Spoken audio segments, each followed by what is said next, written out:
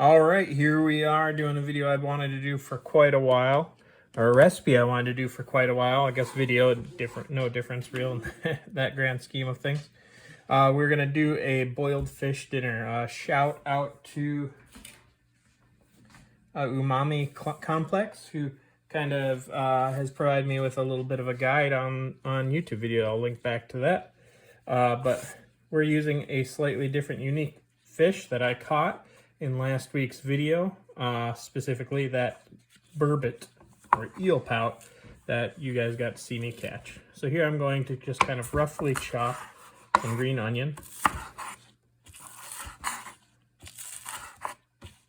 Ooh, that leaf there is not all that great.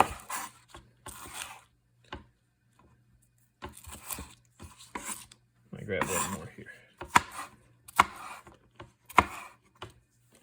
All right, now we're gonna kind of use our chef's knife to kind of bruise and damage it just a little bit.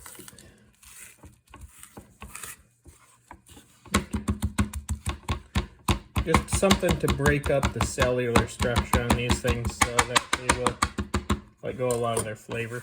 I'm gonna put that in a container. I've actually got a piece of ginger in there also that is going to add its flavor. I'm adding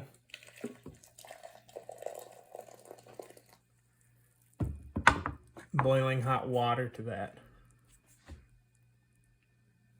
So that will sit and wait for us in the meantime. All right, so we're gonna need to cut up some other vegetables. For this, you're gonna need what we have so far. We're also gonna need a bunch more green onion. I'm using bean sprouts because that's how I was introduced to it. Garlic, Szechuan, peppercorns. We're going to cut up a little bit more ginger, and I've got a little bit of cabbage from some slaw mix that I've had just kind of hanging around and I've been using bit by bit. Let's get a different one of those.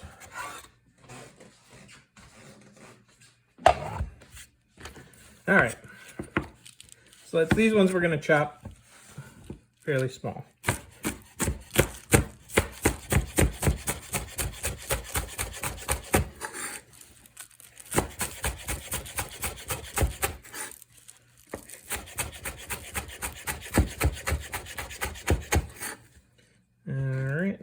Are a little bit wilty, so we're gonna leave those off. So we've got here some pretty decent green onions. I think there, make sure enough of them are kind of broken up.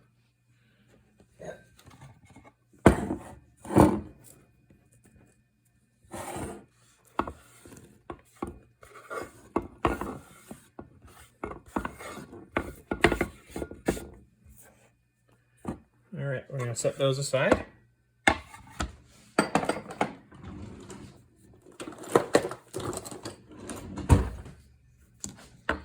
All right, so as I understand it, the measurement that we're supposed to use for this is about a half a thumb. Maybe that's a little bit more than a half a thumb. I'm gonna see if this works. It should. Well, actually, you know what? He had it sliced, so we're not gonna use that. We're gonna slice it. All right.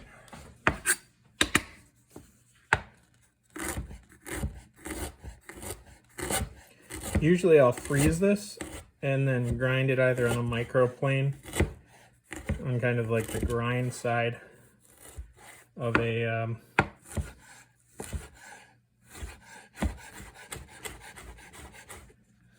box grater. I'm not going to do that today.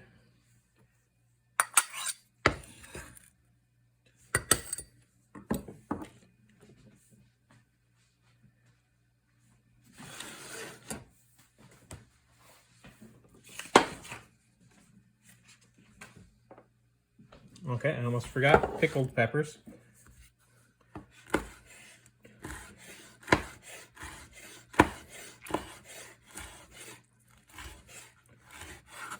So these pickled peppers still have their seeds in them, but the recipe that that channel gives actually has us remove the seeds from the other peppers that we're using today. So I removed those seeds off screen, and we're going to chop up those just a little bit.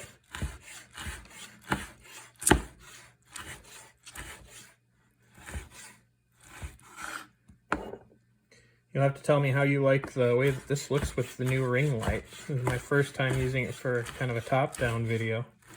Actually, my first time using the phone for a top-down video. The last time I did a recipe video, I used my GoPro and my SJ4000 cameras. And I think they turned out okay, but actually I think probably the quality on my phone has actually surpassed the SJ4000 at least. Alright, so set that aside. Oop. I mentioned the dried peppers. Now we're gonna, so they're pretty decent size. There's some seeds in there, but you don't necessarily want all the seeds removed. But I'm gonna take his word for it that we don't want a lot of seeds. So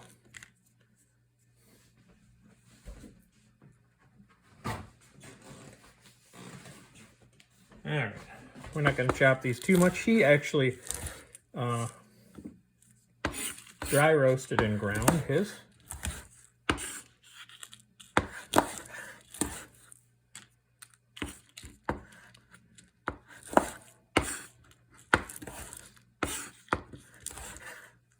I seem to remember them being cut into like little rings like this when I had them when I was in Szechuan. I wish I knew the name of the restaurant because I'd love to plug them. They had amazing food while I was over there. And the head of the English department that I worked for treated me to a meal there once. And I thought it was always funny because she kept on telling me every time that we ordered something, oh, this is probably too hot for you. And that was what she said about this soup.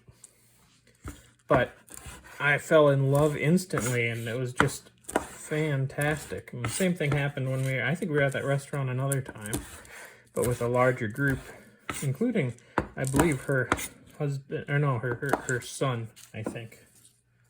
I don't remember if her husband was there. And they had these kinds of it was like the head of the duck, which was fine, but I don't think I was eating right. I think you were actually supposed to eat the whole dang thing. I just ate the meat off it, almost like how you eat the meat off the chicken bone. And I think after I had kind of given up, because it was a lot of work to eat just the meat off of that duck head, after I gave up, I think I saw her son eating a whole dang one, kind of just crunching down on it, and I never did try it that way. Would probably improve the ease of eating it. We're going to dry roast some of these, and then grind, but some of them I think we're going to leave kind of whole. Okay, here's our next part. I've sliced up that burbot, and this is what we ended up with. It wasn't a very big fish. I'm sure you saw the photo. Some people probably were laughing at me for being so excited about such a small fish. The reason why I'm excited about using it for this particular recipe is because burbot is often almost exclusively boiled for cooking, what people call poor man's lobster. Now, the fact that it works for poor man's lobster means that it should really work for this, because you don't want your fish to fall apart when you're cooking it.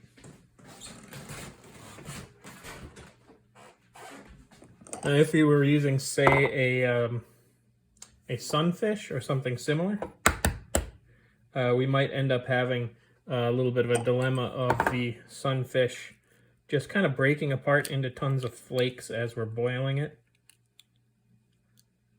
Because it's just a flaky fish. It's delicious, don't get me wrong. One of my favorite things is sunfish, fried especially. Just, oof, that just speaks summer to me, you know. And my childhood, there's a lot of great things about that. So let's go ahead and get working with this. We've got to make kind of a marinade to improve both the flavor and the structure of this fish as we're sitting here. So we're going to go with a little bit of salt, maybe a little bit less than a teaspoon.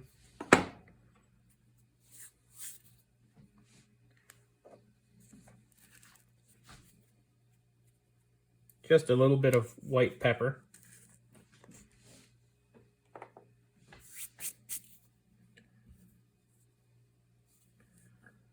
All right, hopefully, ooh, our tea smells real nice. All right, let's make sure we're doing this right. Yep, a little bit of the tea. We used way more than we should. I used way more than I should have there. So let me actually, I'm gonna pour a little bit of that off. All right, there we go. Okay, so that's probably still more than I needed. Some tea.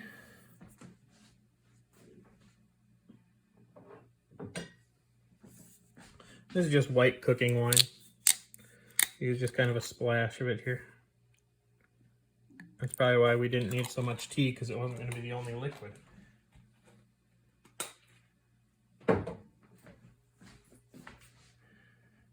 All right, and now we're going to use some cornstarch.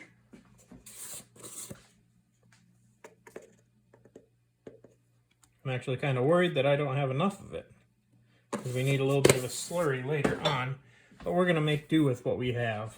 So he just used his hands to kind of mix that in. And pardon the huge mess I made, just kind of plopping it in there like that. Yeah, see how wet that starch is? We didn't need as much tea and wine. Well, the wine was okay, but we definitely used too much tea. So this video and several others explain that this holds the whole shebang together, along with some of the other ingredients we're going to add here, because after we get to a certain point, we go ahead with an egg white. He may have even added less than an egg white. I'm not 100%.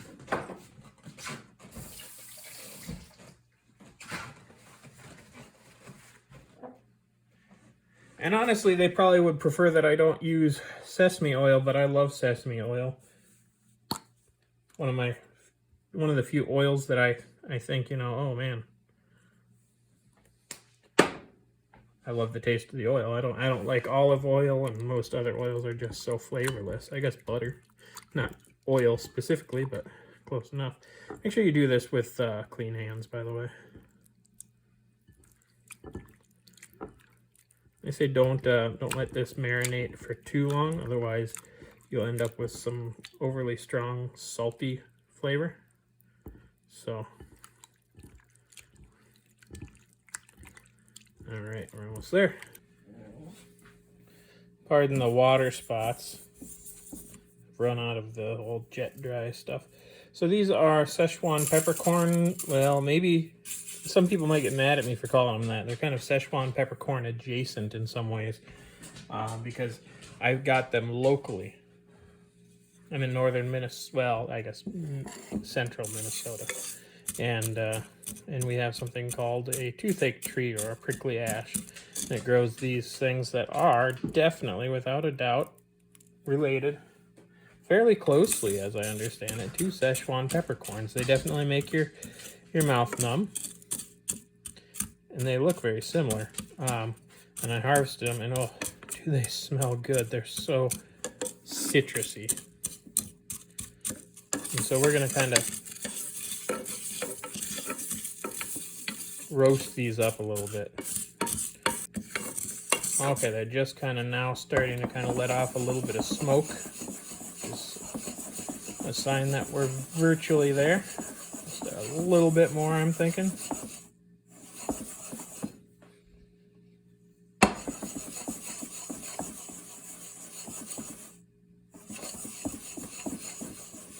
Oof, that smells so good. All right.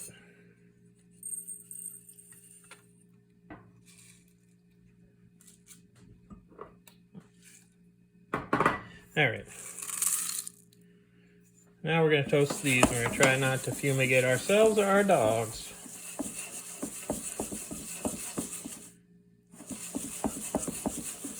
While we're doing that, I'm going to actually grind those peppercorns. Look at these things blooming by themselves on the heat. I'm going to grind those peppercorns with a coffee grinder. Let's see, one of these guys.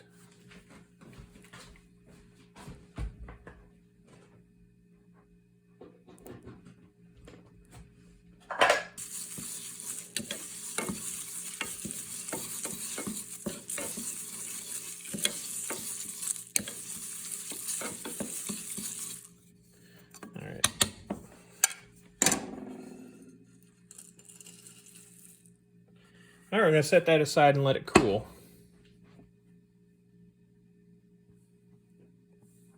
So here we go. We're gonna fry off some stuff. Well, saute up, I suppose, not necessarily fry off, but add a healthy glug of some oils there. Again, probably going overboard with using the sesame oil. I don't know. I just love sesame oil.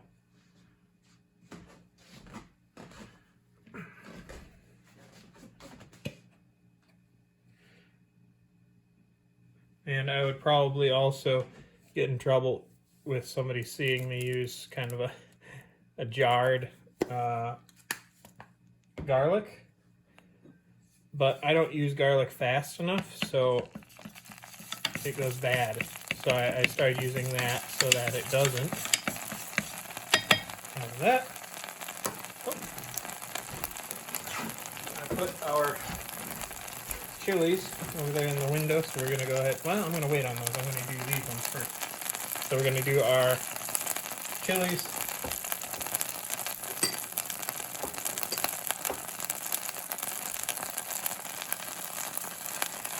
Our ginger. Let's saute that up a little bit. Oh, and I forgot a spoon. Just kind of add some heat to those. I'm going to add my my cabbage. And I'm going to add a healthy handful of those. Again, we don't have a very big fish, and I'm eating this all by myself. So, you know, it would be kind of foolish of me to go too crazy.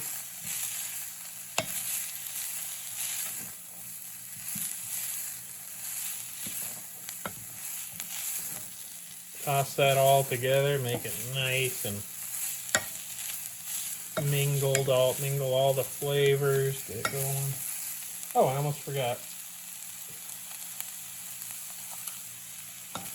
So some of the spicy chilies that we had too. Almost forgot those. Can't forget those. Honestly, it should have been in the oil stage, but we'll survive.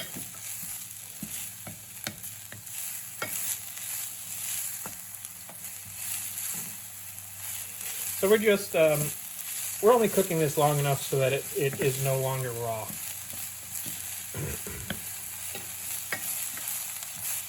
Okay, so those bean sprouts are just getting a little bit wilted. The cabbage is just getting a little bit wilted. And same with the pickled peppers. We're going to layer that.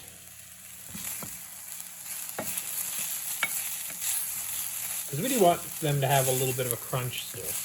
I remember that. It was very, very, oh, so good. And if you haven't had authentic Chinese food, you might not be aware of exactly how much tactile consideration is put into the food. They really are going for flavor as well as sensation. So there's that. Next.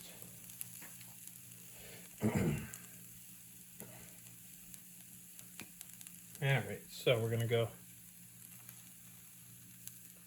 a little bit more oil. There we go.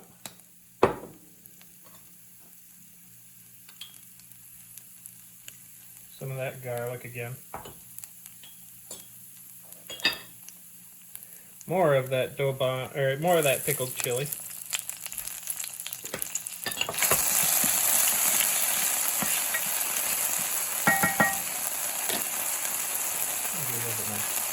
And something that we haven't added into the recipe yet,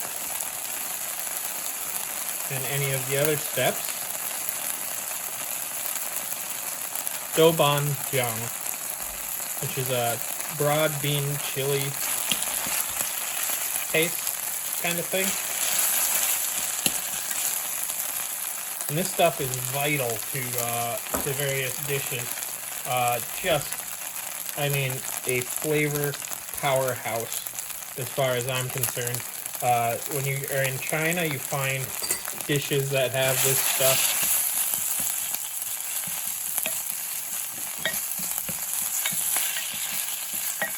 They have this stuff included in the packets of ramen that you buy at the store. Ooh, I think we could use some water because we're actually gonna be making some. Well, we'll just kind of get it cooked out a little bit. I'm gonna turn it down so we don't cook the Douban Jiang.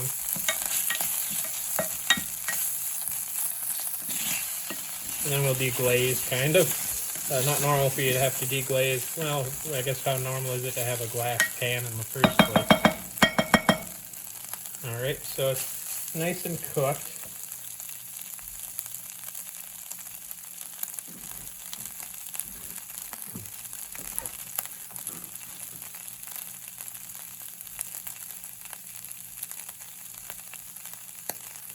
Alright, a dash of this stuff.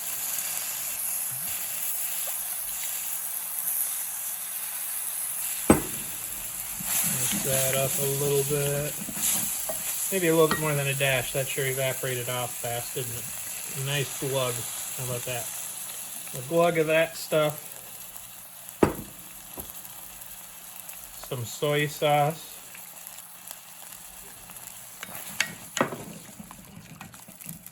Alright, and we're getting there. It's not looking that great as kind of a stock starter, is it? But that's okay. We're going to add some water.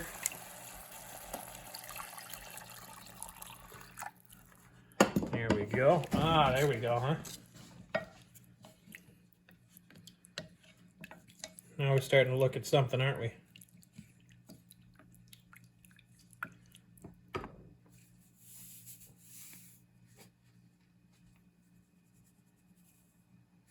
Alright, so we're going to add some salt. Oh, where'd my white pepper go? There we are.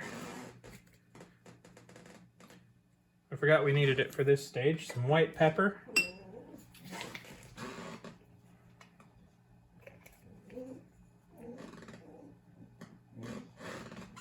And not all that MSG, but some of it. Alright.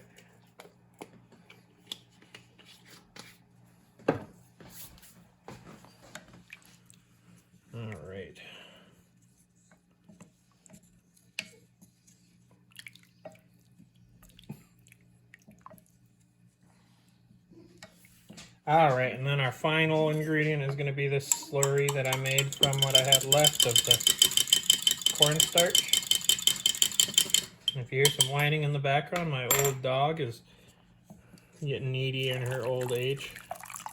She doesn't actually need anything, but she just wants attention, which we'll get to as soon as we're done with the video. So don't you worry, she will get attention. So some slurry. Alright, now we're on to the big step. Fish. So, marinated fish is going in. We might not have enough stock to go with the fish, but we'll see. Turn that back up, I think.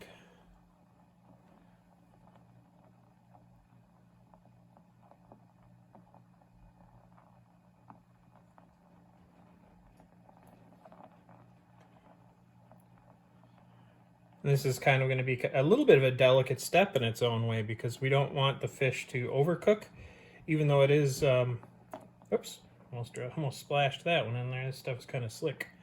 Even though it is, you know, eel pout, and eel pout is so often eaten boiled, there's some point where even eel pout's probably going to break down and start to kind of flake up, and we want this in big, nice chunks. That are just fully cooked. We don't want them to be undercooked, of course, but we do want them to stay together.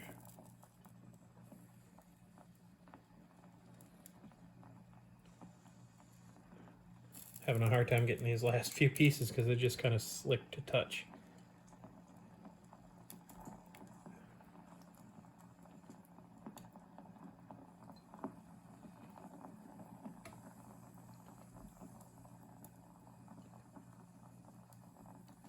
All right.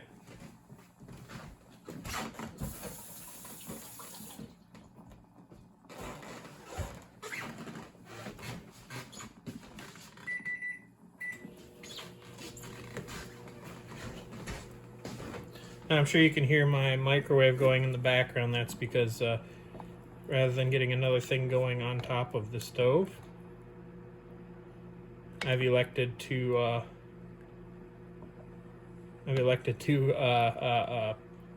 cook some oil in the microwave. I've never done that before, so it seems kind of like a weird choice, but we're gonna do it that way.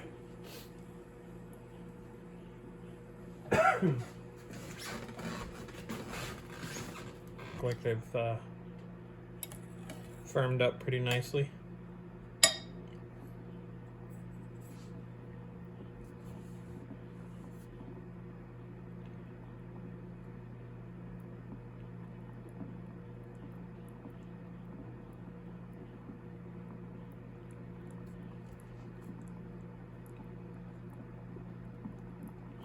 Our kind of broth ended up a little bit, almost a little too cloudy compared to what I'm used to, but it smells pretty good in here.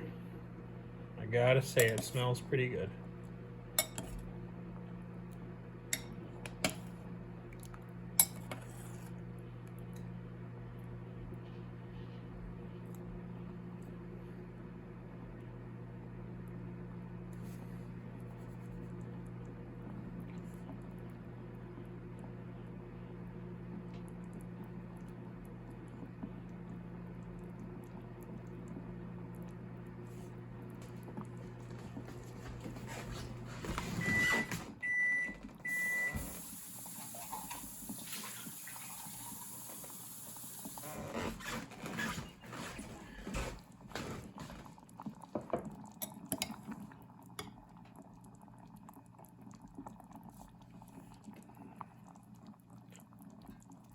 Okay, I'm going to carefully get every piece of fish out of there and layer it on top of our vegetables.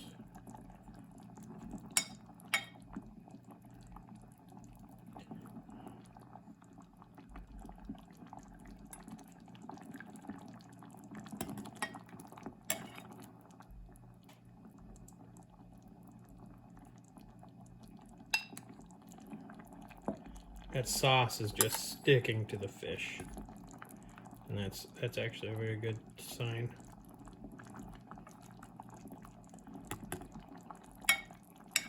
Now, one thing that I don't think a lot of people realize, is that I always thought that eel pout were some sort of a scavenging fish. I looked them up when I was fishing in it, and you know, they're carnivores. They're not really scavengers that much. They eat other fish, and that's why they go after those, aggressively go after those, I guess, those hooks that you put down there with as many minnows as you can fit on them, really.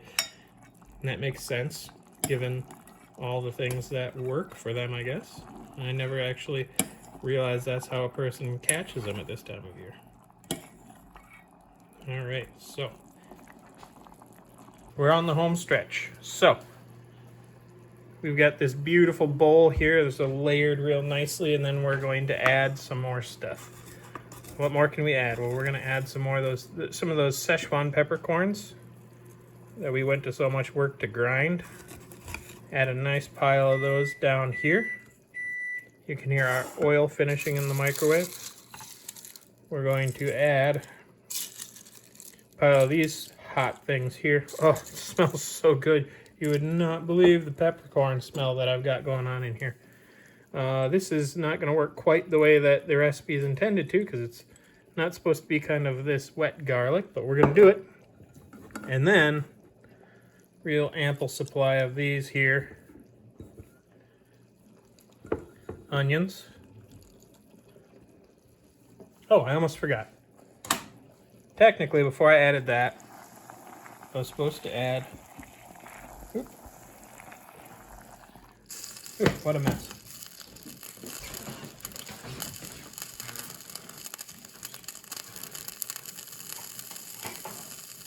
Alright, let's try that again. Supposed to add in our broth until just below the level of the fish. So you could see the liquid, but not necessarily so that it would be drowning in it. Try to get almost exclusively the broth. All right, there we go. So that's a little bit better. Sorry about that. Shake that up, clean up our countertop a little bit here.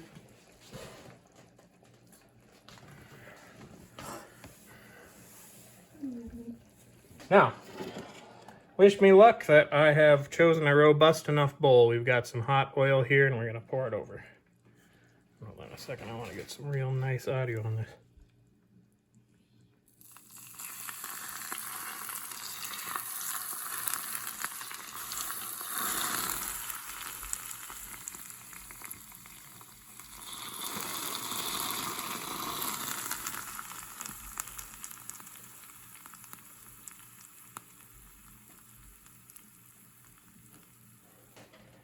And that, my friends,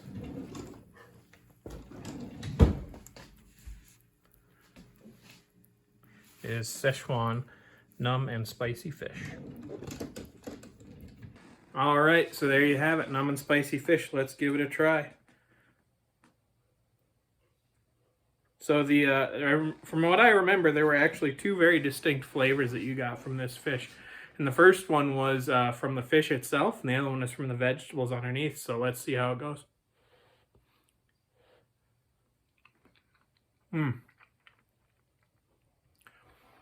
Oh, that is nice.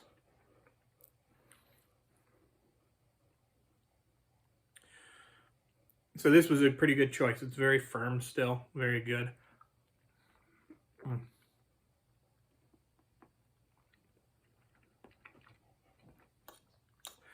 Well, I'm usually kind of a carnivore in that I do definitely like my meats.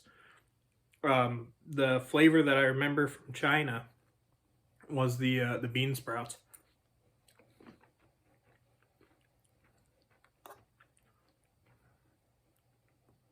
I also remember this being very greasy. Of course, with that last douse of oil at the end, you can't help it.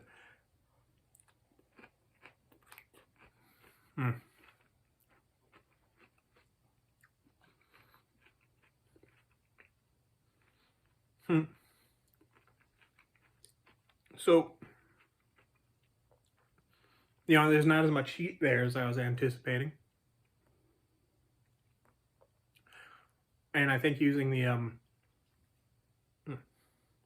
Szechuan peppercorns that we have available to us here was both a good and a bad thing. Of course, I love wild food foraging. Let's just start with that. I also love, of course, local foods and being able to harvest my own stuff.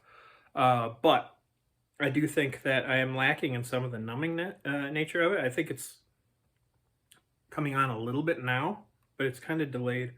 And I don't think I did quite the I don't think I quite did honor to the peppers, the dried peppers that I cooked up either, because they kind of, I mean, when you bite into one, you're kind of like, ooh, that's kind of a weird texture. But everything else is just, I mean, flavor-wise and texture-wise, the fish is great. The vegetables in the bottom are still crunchy, but they've also got a lot of flavor to them. That bite had a lot of the citrus from the Szechuan peppercorns. I'm still not getting the numbing effect as much, but that citrus is just so good. So, yeah, if you catch yourself one of these Burbots, eel pout, and you're wondering how to cook it other than poor man's lobster, this is one of those recipes that maybe you should give a try. It's delicious. It takes time. It takes work. But, you know, some of the best things really do. I'm telling you, this is really good. But that being said, don't take my word for it. Go out there, catch an eel pout, make it in this dish. Try it out yourself. Watch some more videos, because there is some nuance to this recipe. And, you know, I'm not the best at it. This isn't really on the same level as the dish that I had in China. I'll go out and say that. There's no lie there. It's not on the same level. Honestly, this bowl, if it was traditional, this bowl would be about 3 times the size, and there'd be other people eating it with me. Obviously, that's not going to be the case. But, again, not quite on the same level, but I'm really happy with this. So get out there, try to make some adventure for yourself, and while you're at it, make some food. And remember, adventure everywhere.